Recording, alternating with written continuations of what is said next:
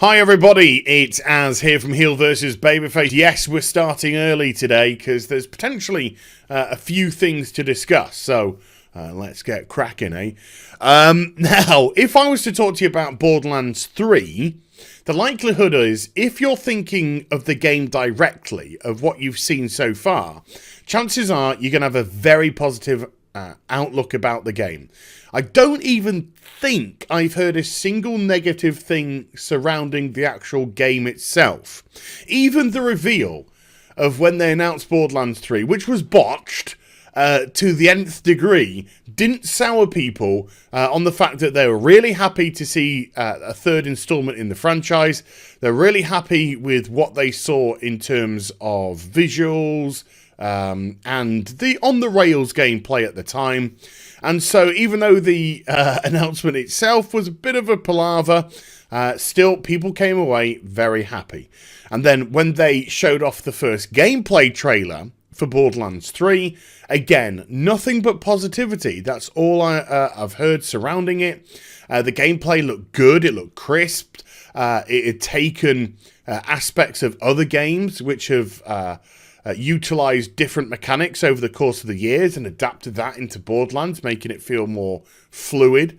The variety of weapons seems absolutely crazy. The new little tweaks to the weapon system, giving different modes, etc.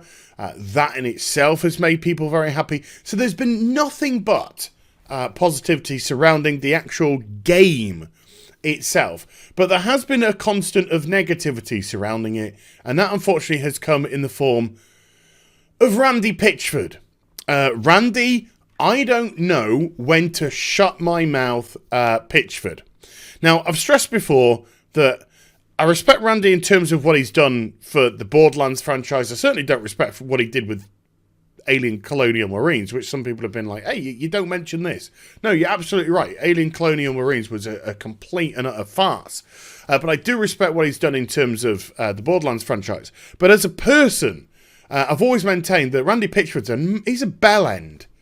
He's nothing short of a bellend. And I don't know if it's because he's slightly on the spectrum. Seriously, I don't know if it's because he just doesn't have a filter, or whether it's somebody that has a lot of power, a lot of wealth, and likes to push his weight around because, you know, inferiority complexes, or doesn't like to be challenged, doesn't like people to to say anything against his word, whatever it may be. But the guy, he takes to Twitter, he's always arguing with his fan base, he doesn't know when to shut up, and he does come across like a huge bellend.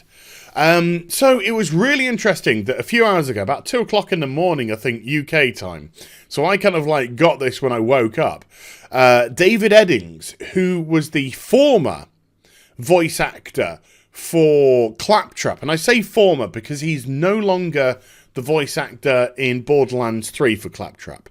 He's been replaced, but he was Claptrap in Borderlands 1, 2, Tales from Borderland, other spin-off games as well. He took to Twitter to actually challenge Randy Pitchford, and this goes woof. So let's just start off with, I was fine moving on from Gearbox, but when my former boss starts mouthing off about various aspects of how my employment, including how highly compensated I was and how generous he is, I feel obligated to correct the record. So, what's he talking about here? Well, let's just jump to an article from PlayStation Lifestyle. And the heading here, Gearbox CEO claims Borderlands Claptrap voice actor is bitter and disgruntled. Dismisses allegations. So this is as regards to what he's going to go into. But I want to take this top part into consideration. Last month, Gearbox Software's Chief Executive Officer, Randy Orton, claimed that the studio approached Troy Baker, who's obviously a huge voice actor. Everyone probably should know Troy Baker from You Pick a Game. Troy's probably been in it. To reprise the role of Reese, but he turned the opportunity down. However, Baker expressed his surprise at the claim and dismissed it. And so here we have the quote by Troy Baker, and he says, I didn't say I was coming back. I said I'd love to come back. Gearbox said I wasn't coming back. Their timeline tells an interesting story, so I think it's interesting that Randy Pitchford tweeted out that I turned it down, and then he said he heard that I turned it down. I would fact check before I tweet it out to the internet. Now, I have to stress this, but I'm trying to read between the lines here. It doesn't look like Troy Baker has much love for Randy Pitchford when you look at that tweet. It's a very well constructed tweet. Doesn't look like he's got a lot of love for him. Not trying to put words in Troy's mouth. Not trying to insinuate, but it doesn't appear that he's got too much love for him. So let's go deeper, ladies, into what David has to say. I had a lot of mixed feelings when asked to reprise the role of Claptrap late last year, and eventually realised I was willing to put differences aside and do something cool for Borderlands fans with my friends at Gearbox. So clearly, he's had issues there. So let's see what those issues are.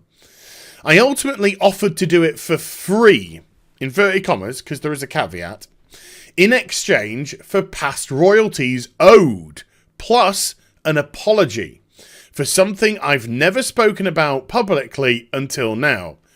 Randy physically assaulted me in the lobby of the Marriott Marquis at GDC 2017, the Game Developers Conference 2017.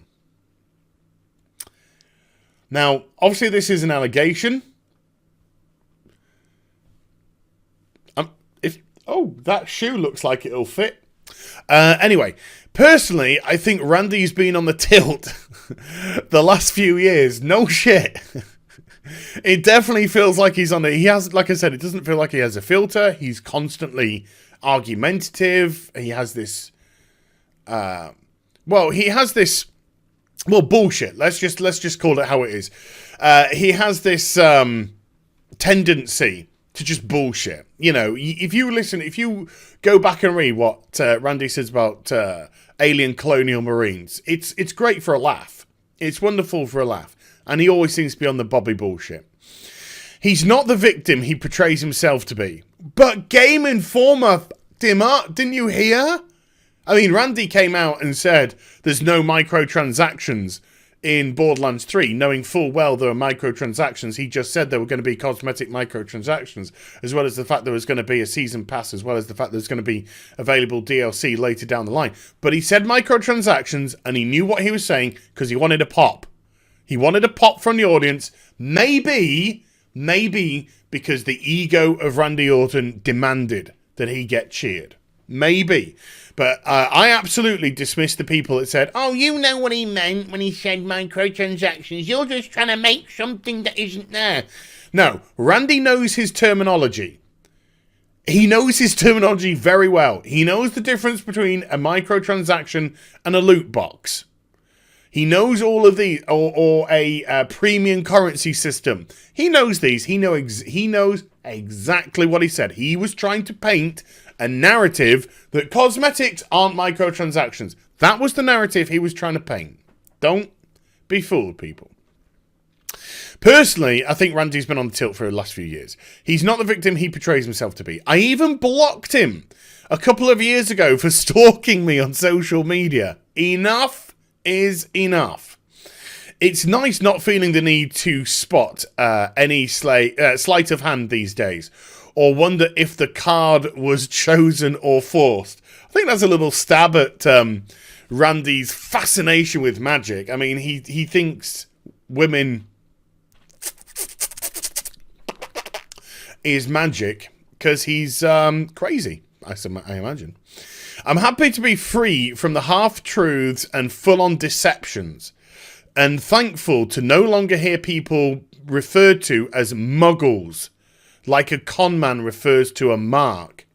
So he's saying that Randy uses this constant word of muggles as a disparaging term for maybe employees, maybe customers, probably by the sounds of it, both. But, you know, we all say stuff. Don't read too much into that. We all say stuff. As an aside, seems a bit conspicuous that he chimed in on my salary but didn't mention anything about the $12 million of revenue he siphoned away from the employee royalty pool. Now, that's a hell of an allegation. FYI, GBX employees are asked to take lower salaries with the promise of royalty shares. So that's why, because Randy said that he was offered 2 times scale. Scale, if you don't know, by the way, is the minimum wage. So 2 times scale is essentially 2 times minimum wage. So if minimum wage is $10 an hour, for example, 2 times scale will be $20. So they're offered lower salaries because of the royalty shares. 2K says they won't give a statement regarding an ongoing lawsuit, but if the allegation is false, then it sure seems a lot easier to just deny it, since that's the only reason they're mentioned. The whole thing stinks.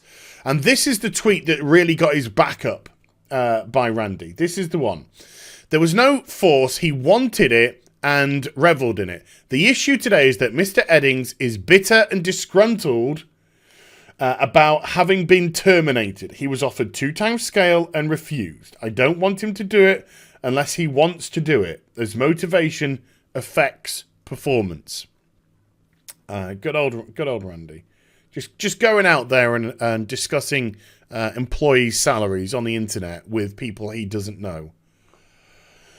Shut your mouth, Randy. So this is really, really bizarre. Well, it kind of is bizarre and it isn't bizarre. I mean, if you were to give me this story and say who in the gaming industry could this person be talking about? Randy Pitchford would definitely be a name which would come very, very quickly indeed. But these, of course, are allegations by David. They aren't fact. At all, so we can't treat it as fact. This is somebody who has come out, though. The thing is, though, why would he have any reason to lie?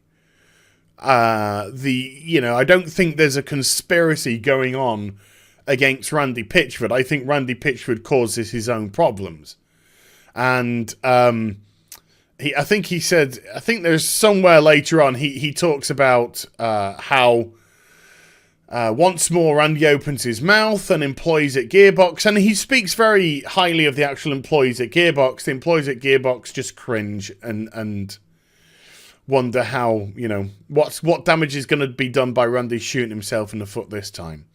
So maybe there's also a little bit of issue at Gearbox itself as regards to Randy, not as regards to the work that they do, but as regards to Randy. But, I even said in my last Borderlands 3 video, one of the things that gave Borderlands such a great personality was characters like Claptrap. Claptrap was very funny. It's a very funny character, great sarcasm, great unawareness, I suppose, great naivety of the character, and so all that kind of stuff was really fun. So it's sad to see somebody that has given a lot of people a lot of enjoyment over the years, including myself, with his voice work, taking to Twitter, saying that he was assaulted, saying that he didn't get paid what he was due, and I guess this is why, and we'll talk about this later today, we get instances, of course, with Riot yesterday where people walked out because of the arbitration thing. But we'll talk about that later on today. So it's going to be interesting to see how this develops. And something tells me Randy ain't going to be able to keep his mouth shut. So when it does eventually open, maybe this is it. Maybe this is all he needs to have said.